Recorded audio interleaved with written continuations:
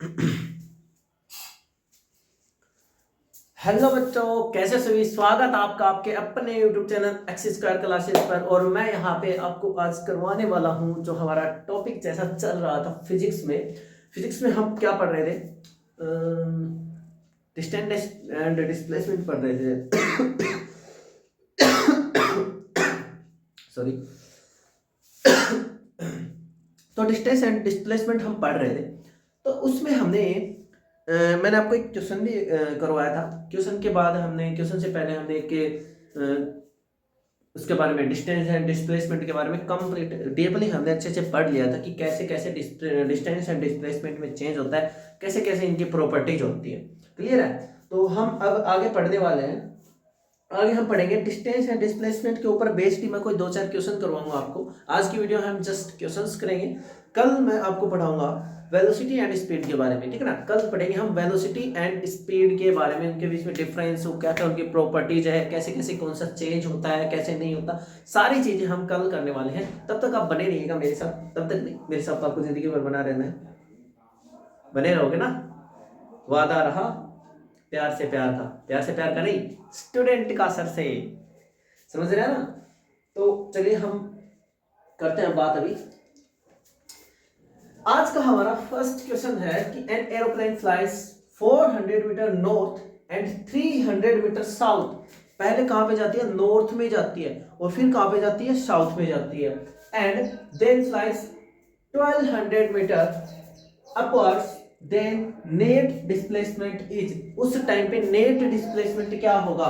तो थोड़ा सा फोकस करने की कोशिश करेंगे। सॉल्यूशन जब हम देखते हैं तो जैसे जैसे क्वेश्चन नहीं, ज्यादा हार्ड चीज कुछ नहीं है, आपको सिर्फ इतना करना है कि जैसे जैसे क्वेश्चन में बोलता जा रहा है वैसे वैसे आपको करते जाना है। जैसे जैसे मैं बोलते जा रहा हूं वैसे वैसे आपको करते जाना है। क्लियर है? समझ में आ रहा होगा सभी को? चलो भाई, बाल बाल तो ठीक है ना हमारे? ठीक है। वैसे शीशा मैं अपने पास रखता हूँ देखने के लिए। हाँ, an aeroplane flies 400 metre north. देखो, सबसे पहले हम साइड के डायरेक्शन के बारे में पढ़ लेते हैं कि कौन सा नॉर्थ होता है, कौन सा साउथ होता है। जब हम एक 2D डायमेंशन के अंदर देखते हैं तो ये हो जाएगा हमारा नॉर्थ ऊपर की तरफ, ये हो जाएगा हमारा साउथ, और ये हो जाएगा हमारा ईस्ट, और ये हो जाएगा हमारा वेस्ट। क्लियर है सभी को? 4 डायरेक्शन मैंने लिख दी है, नॉर्थ, साउथ, ईस्ट और वेस्ट। अब यहाँ पे हमें बोल रहा है कि इन दोनों को हटा दो यहाँ से। इन दोनों से हमें कोई मतलब नहीं है, हटाओ भाई इनको। जो हमें नहीं चाहिए उससे हमें कोई मतलब नहीं है। जो जा चुका वो जा चुका। चलो देखो, तो नॉर्थ एंड साउथ हो जाएगा। तो यहाँ पे हमें बोल रहा है कि मान लो इस पोजीशन के ऊपर था, इस पोजीशन की इनिशियल पोजीशन उसकी क्या है? ये है एयरप्लेन की। तो ये कहां पे जाता है? 400 मीटर। यहाँ पे जाता है 400 मीटर जाता है भाई। ये चला गया, ठीक है, 400 मीटर चला गया। अब यहाँ पे पहुंच गया। यहाँ पे पहुंचने के बाद ये 300 मीटर साउथ आता है, तो 300 मीटर साउथ इसका क्या हो जाएगा? यहाँ पे हो जाएगा। मतलब ये 300 हो गया इसका। और यहाँ पे क्या बच गया? यहाँ पे ये जो डिस्टेंस बच गई, ये बच गई कितनी? 100 मीटर। यहाँ पे ये कितना बच गया? 100 मीटर। और अब वो इसी पॉइंट में इनको नाम दे देता हूं, ए, बी एंड देन सी। तो बी के ऊपर जब वो वापस पहुंच जाता है तब वो क्या करता है? टेक ऑफ करता है, उड़ता है वो। सॉरी, टेक ओवर करता है, जो भी हो मुझे नहीं पता। तो यहां से वो क्या हो जाता है? उड़ता है। तो यहां से उड़ने के बाद डायरेक्ट कहां पे जाता है? ऊपर जाता है। देखो क्या हो रहा है कि 1200 मीटर अपवर्ड्स, 1200 मीटर ऊपर जा रहा है वो, है ना? ऊपर जाते हैं। नेट डिस्प्लेसमेंट क्या होगा? यहां से वो डायरेक्ट कहां पे जाएगा? ऊपर। अब ऊपर तो हम बना नहीं सकते, तो हम मैं इधर लिख रहा हूं उसको, ठीक है ना? समझ में आ रही? इस तरह से तो बना नहीं सकते। और ये हमें फाइंड करना है। यहाँ पे था वो और यहाँ पे पहुंच चुका है। तो ए से लेकर पी तक की यहाँ पे जो डिस्प्लेसमेंट होगा उसका, डिस्प्लेसमेंट होगा आपका 80। क्या हो जाएगा डिस्प्लेसमेंट? क्यों डिस्प्लेसमेंट क्या होता है भाई? दोनों पॉइंट्स के बीच की जो कम से कम डिस्टेंस हो सकती है, जो शॉर्टेस्ट पार्ट जो होता है वो इसका क्या होता है? डिस्प्लेसमेंट होता है। तो यहाँ से यहाँ तक की कितना है? एपी है, तो यही इसका क्या है? डिस्प्लेसमेंट।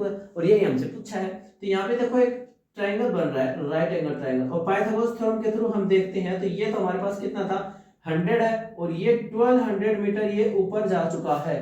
तो यहाँ पे मेरे पास एपी इक्वल टू आ जाएगा, पाइथागोरस थ्योरम के अकॉर्डिंग में डायरेक्ट लिख रहा हूं, 1200 का स्क्वायर प्लस 100 का स्क्वायर। अब यहां पे हम लिखें इसको, एपी इक्वल टू 1200 कितना हो जाएगा? 144 0 प्लस इसका कितना हो जाएगा 10,000 का रूट। अब इनको ऐड कर दो 24,400। अब एक चीज बताओ, यहां पे ये क्या आ रहा है हमारे पास, ये आया है डिस्प्लेसमेंट रूट में है तो, लेकिन हमारे पास इक्वेशन में जो वैल्यूज दे रखी हैं, ऑप्शंस जो दे रखे हैं, उनमें तो इनमें से कोई भी मैच नहीं कर रहा। अब कोई भी मैच नहीं कर तो उसका सॉल्यूशन भी हम करते हैं। देखो ये तो हो नहीं सकता, ये भी नहीं हो सकता, दोनों कैंसिल आउट है क्योंकि इनके तो परफेक्ट स्क्वायर नंबर बहुत बड़े हो जाएंगे। अब बात करते हैं, इसका हो जाएगा 16900। अब मेरे को ये बताओ कि इसके जो ये जो मैंने वैल्यू लिखी है, इसके नजदीक 12 का परफेक्ट स्क्वायर नंबर है या फिर 13 का स्क्वायर परफेक्ट नंबर है। यहाँ पे आप देखोगे कि इसके नजदीक जो नियरेस्ट है वो क्या है, 12 है। 12 है तो यहाँ पे इसका राइट आंसर हो जाएगा आपका 1200। पहला ऑप्शन लगभग 1200 इसका आंसर आ जाएगा आपके पास। देखो ऑप्शन में हमें इसका सॉल्यूशन फाइंड करने की कोई जरूरत नहीं, हमारे पास इतना टाइम रहता है कि भाई हम इन चीजों को सॉर्ट आउट करके देखें। जब ऑप्शन वाले क्वेश्चंस आते हैं ना, तो उनमें आपके पास यही बेटर अपॉर्चुनिटी है कि आप उनको अपनी तरीके से शॉर्ट तरीके से भी उनको सोल्व कर सकते हैं। तो समझ में आया आपको। तो यहाँ पे आंसर कितना आ जाएगा इसका 1200 आ जाएगा। क्लियर है सभी को, ये आपका क्वेश्चन था। इसके बाद हम बात करते हैं नेक्स्ट क्वेश्चन के बारे में।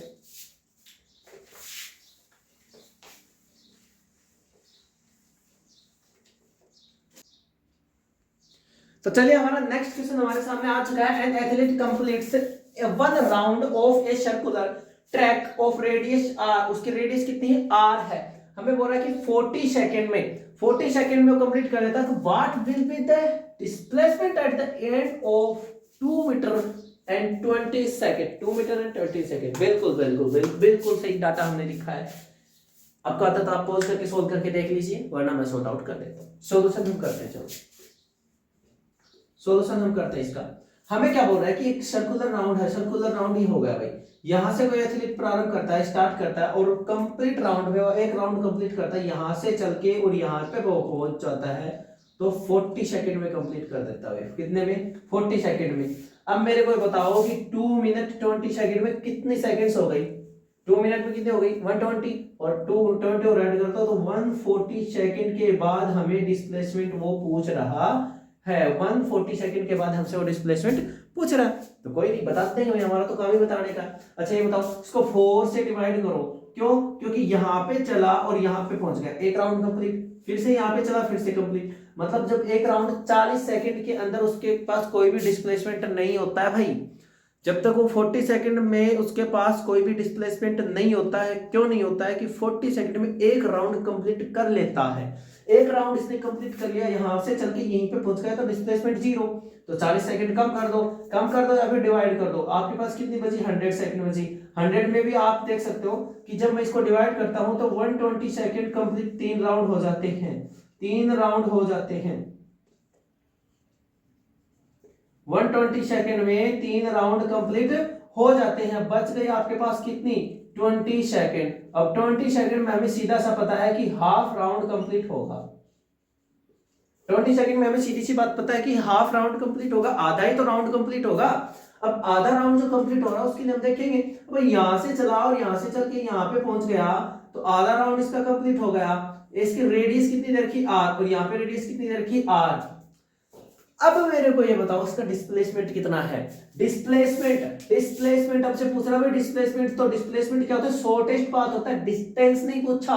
ये क्वेश्चन बहुत फंसाता है बच्चों को, बहुत ज्यादा फंसा देता है, लेकिन आपको नहीं फंसना, आपको पढ़ाने वाला कौन है, मैंने बाबा, ठीक है ना। तो R और R इसका डिस्प्लेसमेंट कितना हो जाएगा, 2R इसका डिस्प्लेसमेंट हो जाएगा। यहाँ पे कैसे हो जाएगा, बात आ रही समझ में। R ये हो गया, ये सेंटर होगा, सेंटर ऑफ सर्किल हो गया, और ये R हो गया। तो इस पोजीशन से इस पोजीशन के बीच की जो डिस्टेंस हो जाएगी, ये कितनी हो जाएगी आपके पास, 2R हो जाएगी। कंफ्यूजन की कोई बात ही नहीं है ना, कंफ्यूजन की कोई बात ही नहीं है। ये क्वेश्चन था हमारा, ठीक है ना। आजकल पता है, चलिए थोड़ा सा मजाक कर देते हैं। गर्मियाँ चल रही, गर्मियों में आपने देखा होगा कि गर्ल्स जो हैं वो अपना डाटा लगा के घूमती है, ठीक है ना। डाटा मतलब इसका स्टॉल वगैरह बांध के। तो उसी पे एक शेर है, मैंने पढ़ा भी था, काफी बार पढ़ा, मतलब काफी पहले पढ़ा था, मेरे आज से याद आ गया कि सलीका तूने पर्दे का बड़ा अनमोल रखा है। सलीका तूने पर्दे का बड़ा अनमोल रखा है, ये निगाहें ही कातिल ये निगाहें ही कातिल हैं और इन्हें ही खोल रखा है। बड़ा गजब का शेर लगा मुझे जब मैंने पढ़ा, क्योंकि निगाहें ही कातिल होती है किसी भी इंसान की। निगाहों से ही आप उसको पहचान सकते हो कि इसके दिमाग दिमाग गुर्दे फेफड़े में क्या चल रहा है ना। तो वही बात है, अखियों से गोली मारे। ठीक है ना, चलिए बात करते हैं। शेर आप पसंद आया होगा आपको, ठीक है। नेक्स्ट क्वेश्चन के बारे में हम बात करेंगे। अभी आपके सामने हमारे पास क्वेश्चन दिया हुआ है कि भाई एक व्हील है, वो रेडियस उसकी 1 metre, rolls forward half of a revolution. देखो ये क्वेश्चंस जो हैं ऐसे दिमाग में तो क्वेश्चन रहते नहीं, डिजिटल बोर्ड हमारे पास है नहीं। आपका साथ बना रहेगा तो जल्द ही डिजिटल बोर्ड भी आपके पास सामने ले आएंगे, लेकिन उसके लिए आपको मेरा साथ देना पड़ेगा, क्योंकि इतना बजट नहीं है कि भाई हम डिजिटल बोर्ड लगाते हैं और फिर, समझ रहे हो, ठीक है। तो वही बात है कि क्वेश्चंस जो मैं यहाँ पे लिख दूंगा, इससे आप ये मत समझा करो कि सर देख देख के पढ़ा रहे, ऐसा कुछ नहीं है। वैसे देख देख के भी पढ़ा दे तो आपको क्या फर्क पड़ता है, आपको सिर्फ समझना है। जो चीजें मैं समझा रहा हूँ वो चीजें समझनी है आपको, उससे कोई मतलब नहीं होना चाहिए कि मैं कैसे पढ़ा रहा हूँ। मैं कंटेंट को तैयार करता हूँ पहले और फिर हम आपको आपके सामने पेश करता हूँ, ठीक है ना। तो कहीं ना कहीं चीजें हमें हेल्प भी लेनी पड़ती है, सारी चीजें हैं। तो यहाँ पे जो क्वेश्चंस लिखा है मैंने जस्ट नोटबुक से देखा है, क्वेश्चन लिखा है, आंसर नहीं लिखा। आंसर मैं आपको समझाऊंगा, तो ये मत समझना कि सर देख के पढ़ा रहे, ठीक है। चलिए बात करते हैं। हमने लिखा है कि wheel of radius 1 metre rolls forward half of revolution on a horizontal ground, the magnitude of the displacement of the point of the wheel initially in contact with the ground. देखो एक व्हील है, एक पहिया है, एक पहिया हमने ये बना दिया भाई, एक पहिया हमने ये बना दिया है। देखो आर्टिस्ट नहीं हूँ, ड्राइंग थोड़ी बहुत ठीक ठाक कर लेता हूँ फिजिक्स के अकॉर्डिंग, ठीक है ना, आर्ट्स के स्टूडेंट हम हैं नहीं, ठीक है। तो चलिए यहाँ से एक पहिया हो गया, ये पहिया कहाँ पे, एक इस पॉइंट से ये चलता है, इस पॉइंट से ये चलता है। अब हाफ रिवॉल्यूशन कंप्लीट करने के बाद मेरे को ये बताओ, जब ये पहिया यहाँ पे पहुंचेगा, जब ये व्हील यहाँ पे पहुंच जाएगा, ये व्हील यहाँ पे पहुंच जाएगा, कितनी ताड़ी है भैया आप, 1 2 3 4 5 6 7 8 9 10, 10 है, इसमें भी 10 बनानी पड़ेगी, 5 हो गई, 6 और एक 7 और एक 8 एक 9 और एक 10। तो ये पॉइंट मान लो मैं इसको ए पॉइंट नाम देते हैं, इस पॉइंट को हमने नाम दे दिया ए। अभी यहां से चल के इसको जब राउंड करता है तब ये यहाँ पे पहुंच जाएगा। हाफ राउंड कंप्लीट करने के बाद, सीधी सी बात है, इतने तो आप भी समझदार, हाफ राउंड कंप्लीट करने के बाद ये कहां पे पहुंच जाएगा, यहाँ पे पहुंच जाएगा। तो हम थोड़ी सी इसको थोड़ी सी ड्रॉइंग कर लेते हैं कि इस पॉइंट से इस पॉइंट तक आया है यहाँ पे, ठीक है, और इस पॉइंट से ये कहां पे चला गया, इस पॉइंट तक चला गया, और ये इसकी रेडियस है डायरेक्ट। क्लियर है, एक ट्रायंगल दिख रहा होगा आपको, एक ट्रायंगल यहाँ पे दिख रहा होगा, मैं इसको नाम दे देता हूँ A' नाम दे दिया हमने।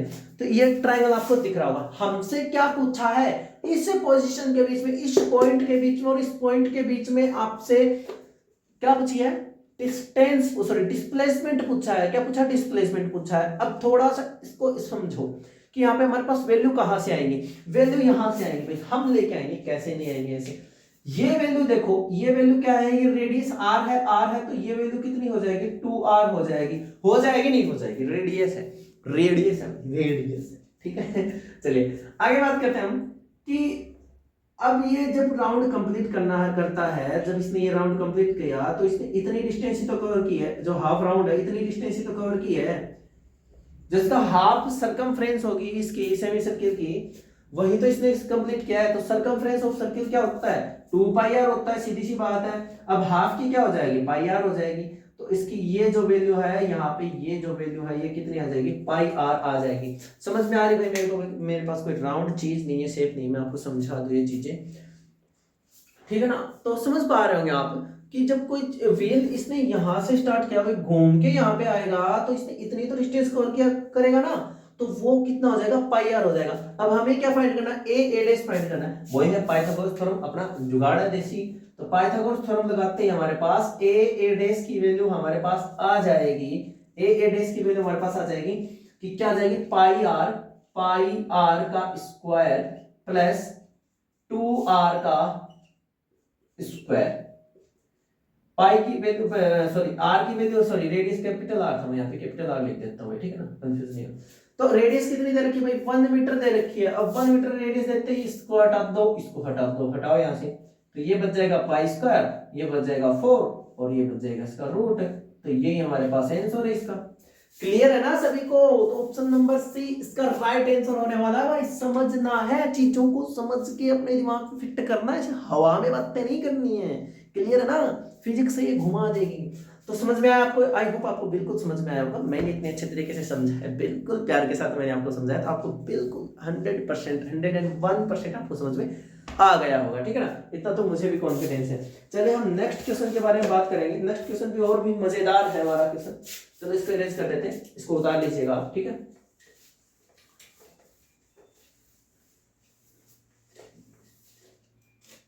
नेक्स्ट क्वेश्चन आपको समझ में आएगा। मैंने एक क्वेश्चन नोट डाउन कर दिया यहाँ पे, आप समझो एक बार इसको। If the displacement of a particle is a zero, एक पार्टिकल का डिस्प्लेसमेंट जो है वो जीरो है, and then what we can say about its distance covered, इसके डिस्टेंस के बारे में क्या कह सकते हैं?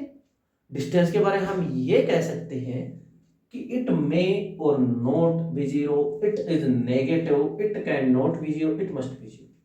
अच्छा ये मेरे को बताओ कि कंपलसरी है कि डिस्टेंस जब डिस्प्लेसमेंट जब जीरो होगा तब डिस्टेंस भी जीरो होगी? ऐसा तो कंपलसरी नहीं है। मैं एक राउंड कंप्लीट करके, एक सर्कुलर पाथ का एक राउंड कंप्लीट कर देता हूं तो वहां पे मेरी डिस्टेंस जीरो नहीं होती, डिस्प्लेसमेंट जीरो होता है। तो यहाँ पे पहला ऑप्शन हमारा बिल्कुल गलत। इट कांट बी जीरो, ये जीरो हो ही नहीं सकती। ऐसा भी नहीं है भाई, जीरो हो सकती है जब कोई ऑब्जेक्ट मूव ही नहीं कर रहा हो। यहाँ पे क्या दिया आपको? आपको ये थोड़ी कह रहा है कि जब कोई ऑब्जेक्ट मूव कर रहा है। नहीं कहा ना क्वेश्चन में, नहीं कहा ना, कहीं पे भी ये नहीं लिख रखा कि ऑब्जेक्ट मूव कर रहा है अपनी पोजीशन से, नहीं लिख रखा। तो क्या हो सकता है?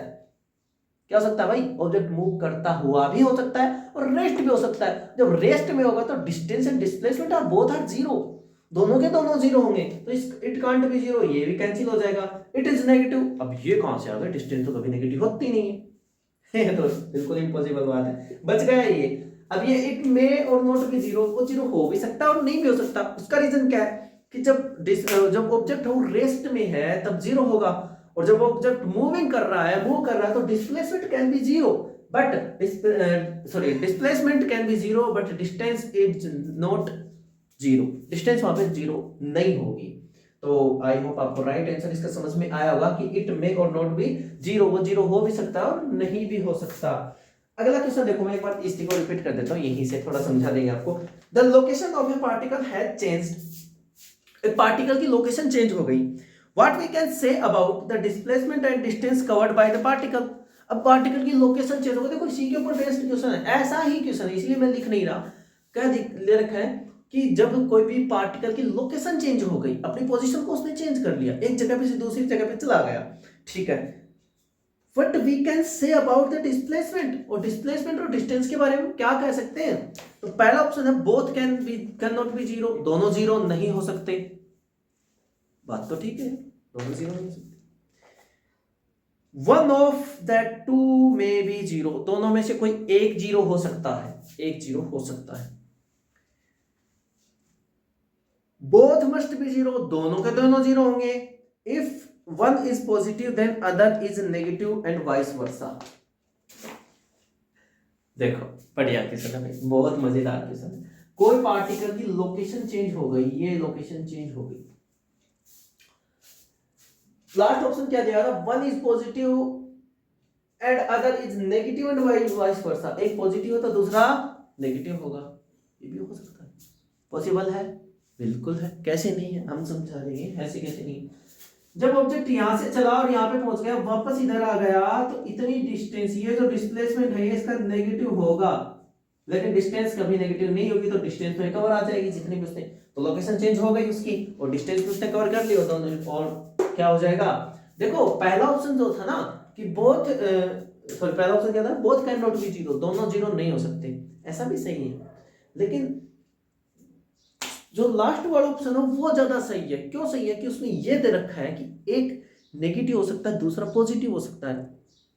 अब ये सही है बात है ना, क्यों? क्योंकि displacement can be negative, displacement negative हो जाएगा और इसकी पोजीशन भी चेंज हो गई, लोकेशन चेंज हो गई, और यहाँ पे इसकी डिस्टेंस भी जीरो नहीं है, तो बात आ रही समझ में, डिस्टेंस पॉजिटिव और डिस्प्लेसमेंट आल्सो नेगेटिव। तो यहाँ पे आपका डी ऑप्शन जो है वो राइट आंसर हो जाएगा यहाँ पे, कि एक जो होगा नेगेटिव हो जाएगा और एक पॉजिटिव हो सकता है। समझ में आ रही है? लास्ट क्वेश्चन, आज की वीडियो का लास्ट क्वेश्चन हम आपके सामने पेश करने देखो, पहले क्वेश्चन को पढ़ो फिर से। ए particle moves along a circular path. एक पार्टिकल जो है एक सर्कुलर पाथ के अंदर मूव कर रहा है भाई, ये सर्कुलर पाथ हो गया। अब उसने क्या कहा कि उसने circular path radius R making at angle A, एक एंगल पे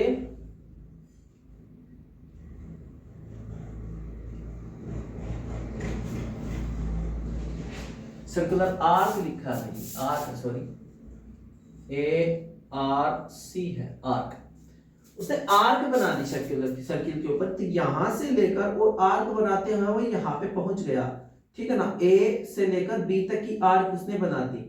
तो हमें पूछ रहा है कि क्या होगा डिस्प्लेसमेंट, क्या होगा, ये डिस्टेंस हमसे पूछी है।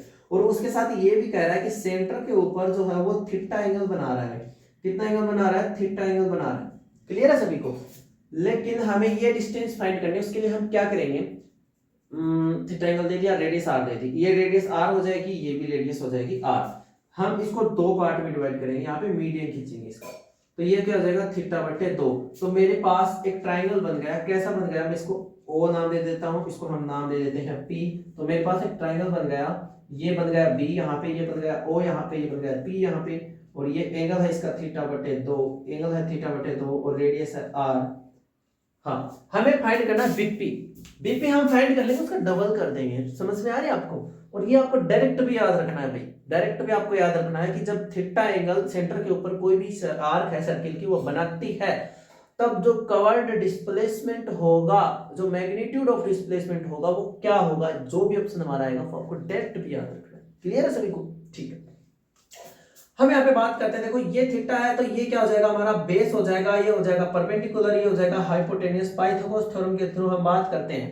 पाइथागोरस थ्योरम की मैं बात करूं तो उसमें देखो यहाँ पे सीधा सीधा मैं लिख सकता हूं, हमें फाइंड करना है बीपी, मतलब परपेंडिकुलर फाइंड करना है। तो बीपी का स्क्वायर इज इक्वल टू ओबी का स्क्वायर माइनस ओबी का स्क्वायर माइनस सॉरी उसका यूज नहीं करेंगे भाई। देखो यहाँ पे मैं sine theta cos theta tan theta जो भी है थीटा के ऑप्शन दे रखे, तो यहाँ पे मैं लिखूं कि साइन थीटा बाई 2।